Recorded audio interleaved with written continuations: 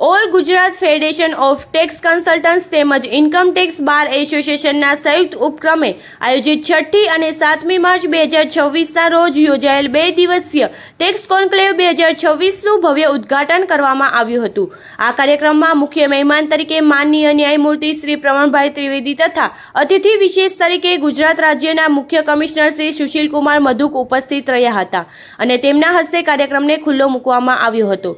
વધુમાં માનનીય કમિશનર શ્રી વિનંદ કુમાર પણ વિશેષ ઉપસ્થિત રહ્યા હતા। ગુજરાત રાજ્યના વિવિધ શહેરોમાંથી આશરે 500થી વધુ સભ્યો જેમાં સીએ, કર સલાહકારો તથા ધારાશાસ્ત્રીઓ મોટી સંખ્યામાં ઉપસ્થિત રહ્યા હતા। ઉપરાંત વિવિધ એસોસિએશનના પદાધિકારીઓ પણ વિશિષ્ટ ઉપસ્થિત રહીને કાર્યક્રમને પ્રેરણાદાયી બનાવ્યો હતો। કાર્યક્રમ દરમિયાન મુખ્ય મહેમાનશ્રીએ તેમના સંબોધનમાં આવકવેરા અધિનિયમ તથા જીએસટી કાયદાની જટિલતાઓનું વિશ્લેષણ રજૂ કર્યું હતું। સાથે જ આજના ટેકનોલોજીના યુગમાં વધતા જતા આર્ટિફિશિયલ ઇન્ટેલિજન્સ એઆઈના ઉપયોગ અંગે યુવા વર્ગે કેવી રીતે સાવચેત રહેવું જોઈએ તે બાબતે વિશેષ ભાર મૂક્યો હતો।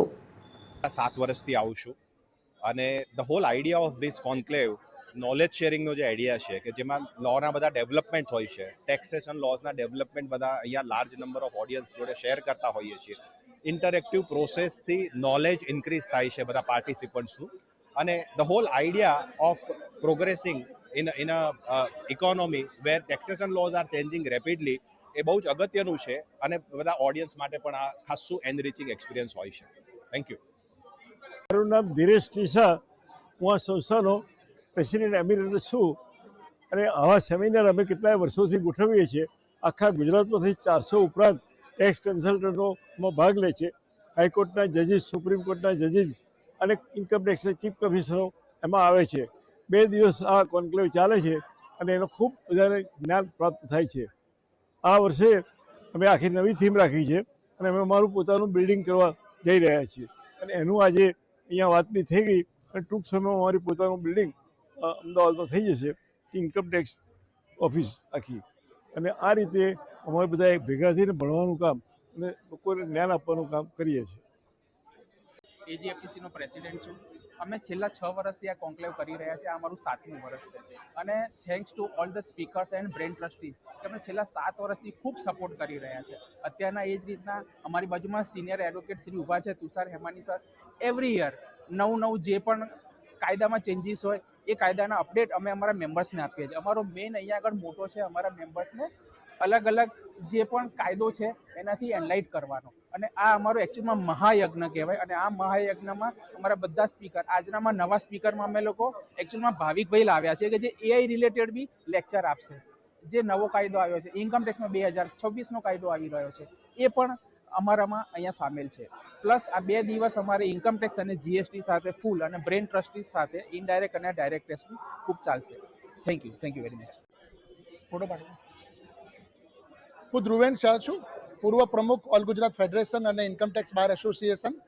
આજની ટેક્સ કોન્ક્લેવની 7મી શ્રેણી, જેમાં ગુજરાત રાજ્યના વિવિધ શહેરોમાંથી આશરે 500 પાર્ટિસિપન્ટ્સની ઝળહળતી સફળતા પ્રાપ્ત કરી છે। તેમજ વિદ્વાન તજજ્ઞો ગુજરાત રાજ્ય તેમજ ભારત દેશમાંથી અત્રે ઉપસ્થિત રહી અને જ્ઞાનની ગંગા આજે પીરસવાના છે। આવો વર્ષમાં એક વખત ટેક્સ કોન્ક્લેવનું બંને એસોસિએશન દ્વારા આયોજન કરવામાં આવે છે અને જે ઇન્કમ ટેક્સને લગતા જે તર્ક અને અર્થઘટનને લગતા પ્રશ્નો છે એનું સરળ સમજ આ ટેક્સ કોન્ક્લેવમાં આયોજન કરવામાં આવે છે।